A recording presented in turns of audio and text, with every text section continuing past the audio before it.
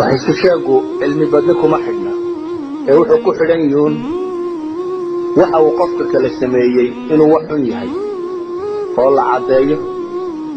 وحا هاتشاني سانا إنه حق يهي فالله هو بيه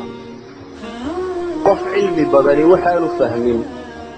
أيا قف علمي يريو فهمه علمي شرطه معها قفك علمي بدن لوح كستينه يقانا شرطه معها بل هدهد بان غير جوجولها الله يراهدو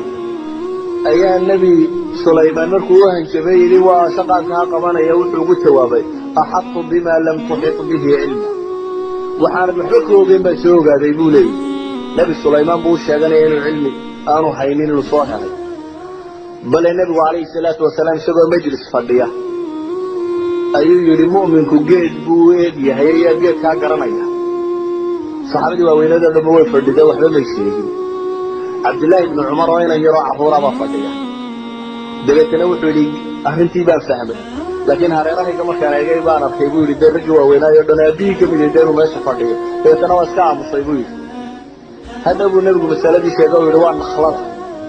mu'minka waxa misaalkiisa ah timirta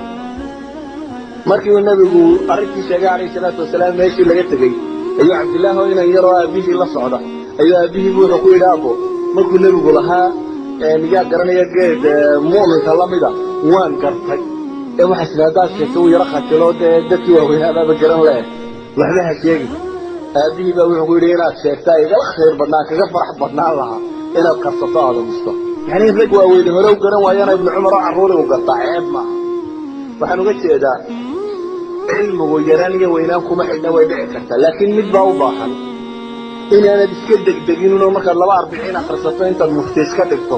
culimada inaad dusha ka fuushanaan oo adigoo aan ogeyn masalada inay daliiladii waxina ay degdeg badsanin taas uu baa u baahan laakiin ma sheegayso ninka weyn aan waligeena qaldamin marka qofka weyn xaq waa loo sheegi karaa ka yarna waa loo sheegi karaa shuruuda rasmigeena waxay tahay qofka mu'minka hadduu ceebta qarsado ceeb qarsoon iska tahay inaad u qariso انت بدل ان مجع من هذه عيب ضبط كفار سنه كهضله سنه النبي عليه الصلاه والسلام في سوتاغو ايو لها ما بال قوم